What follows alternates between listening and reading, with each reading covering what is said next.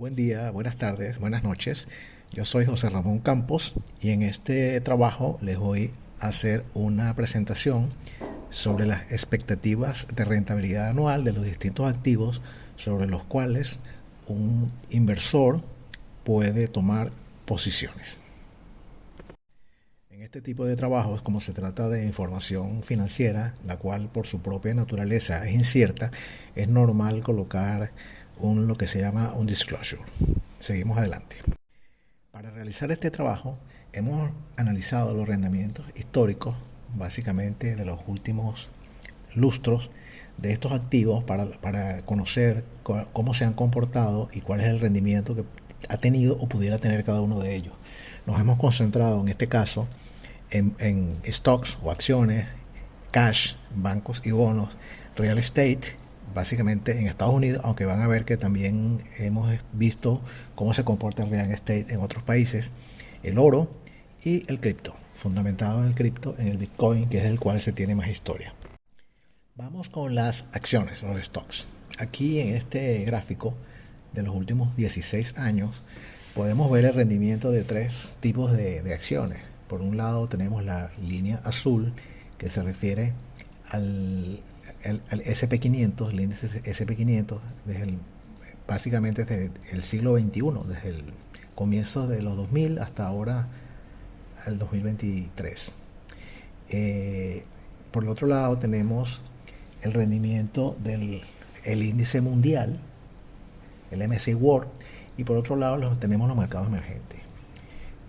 Si ustedes ven aquí los globos que están a la derecha, lo que significa es que el SP500 ha rendido un promedio de 10,9% anual en estos últimos 16 años, el MSCI un 3,9% anual, y los mercados emergentes, sobre los cuales ha habido mucha mitología, lo que ha rendido es 1,94% anual en estos últimos 16 años.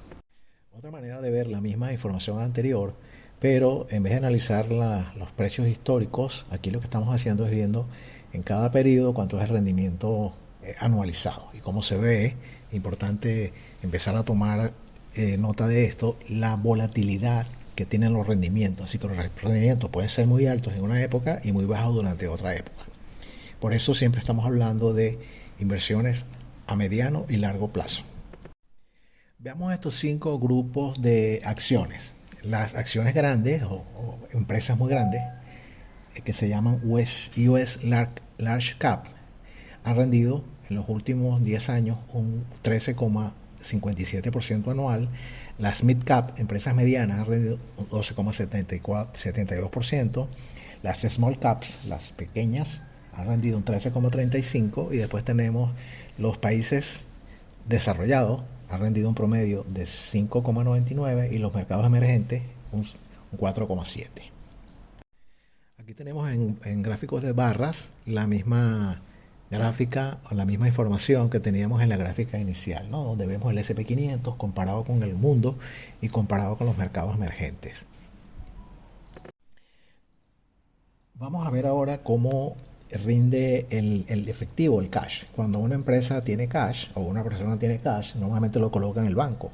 Eso es lo que tradicionalmente conocemos casi todos desde que somos de alguna manera ahorradores, y normalmente colocamos el dinero en el banco, y en el banco nos dan unos rendimientos que todos sabemos que son muy bajos. Aquí tenemos el histórico desde todo el siglo XX, fíjense, de 1928 al 2023, esos son prácticamente 100 años. El rendimiento del efectivo ha sido de 3,3%, y el rendimiento de los bonos, que son los bonos de tesorería, que es principalmente lo que invierten los bancos, es un rendimiento de 4,6%. O sea, comparado con lo que veíamos anteriormente, pues se puede ver que son rendimientos muy bajos. Ahora, muy importante ver en la cuarta columna, donde dice porcentaje de positive annual return, que el 100% de las veces el cash ha tenido un rendimiento positivo. Es decir, que siempre gana cuando tienes cash. Y en el caso de los bonos, no el 100% de las veces, sino el 80% de las veces. Quiere decir que cuando inviertes en bonos ya empiezas a tener un pequeño porcentaje de riesgo. Vamos a analizar ahora un poco las criptos. Fíjense que en el caso de las criptos, vamos a ver estos dos cuadro, que es lo que tienen es los rendimientos de las criptos Bitcoin y Ethereum para cada uno de los trimestres en estos años que vemos aquí.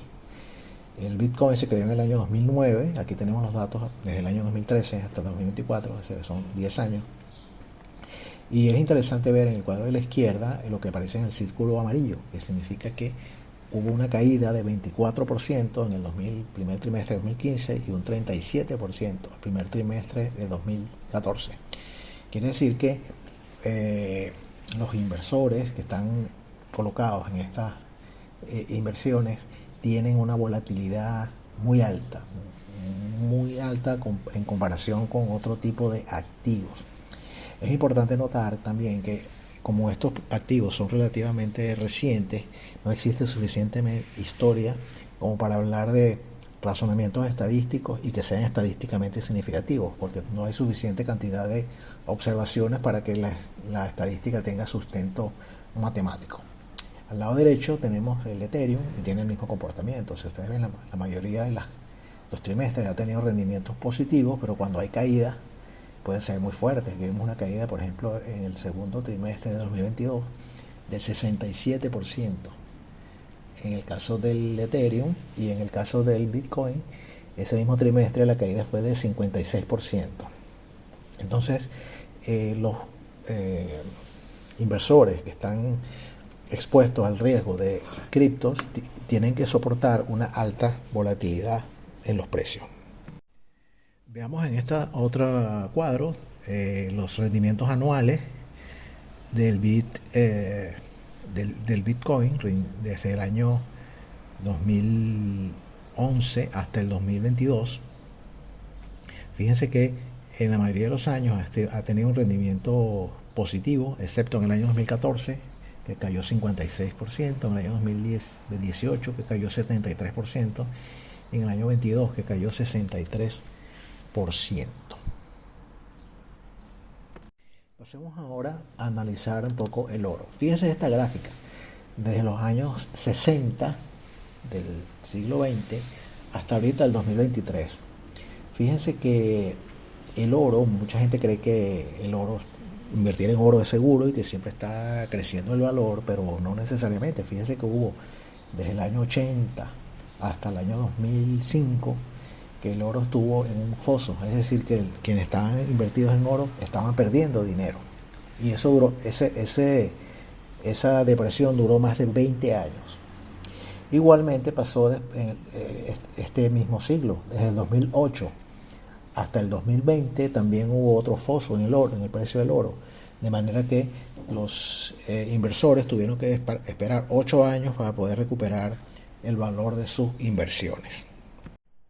Sin embargo, el rendimiento acumulado del oro en todo este periodo ha sido del 7,78%, es decir, que los inversores que han invertido a largo plazo, en este caso 50 años, tienen una rentabilidad promedio anual del 7,78%, que supera a los mercados emergentes, supera a los bonos, supera el cash, pero no supera a los commodities, en las acciones. Estos son Eurasia y los países del Eurasia y el Pacífico, que rinden un 9,23%, y las acciones americanas, que siguen siendo las líderes con un 10,20%.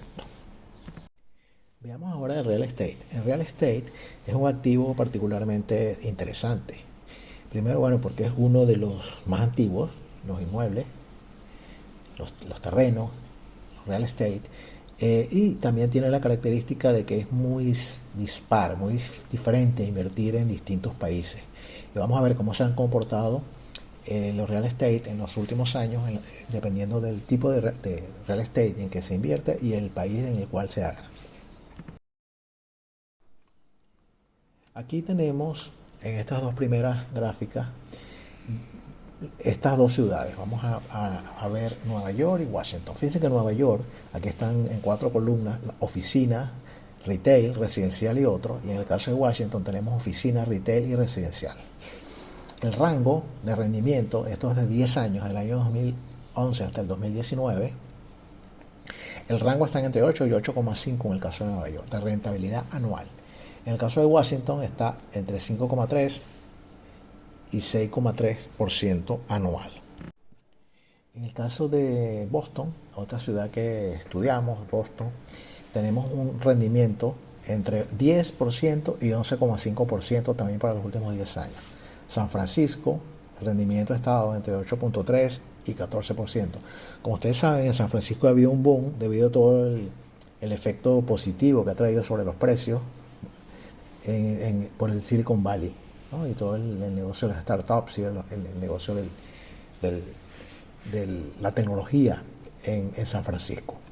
Por otro lado, vemos ahora en Europa cuáles son los rendimientos. Fíjense que aquí en el caso de Londres, a la izquierda, el rendimiento ha estado entre 8 y 11,5% en los últimos 10 años, y en París ha estado entre 7 y 9%.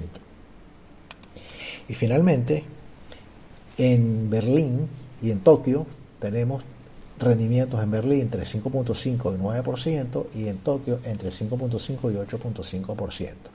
Yo creo que con estas ciudades, estas 8 ciudades que hemos visto aquí los números, podemos tener una idea ya de cuáles son los rendimientos que se dan en promedio. Acuérdense que estos son valores agregados de muchas operaciones, lo cual no quiere decir que alguna operación específica no haya estado muy por encima de estos valores, y tampoco quiere decir que todos los que invirtieron ganaron.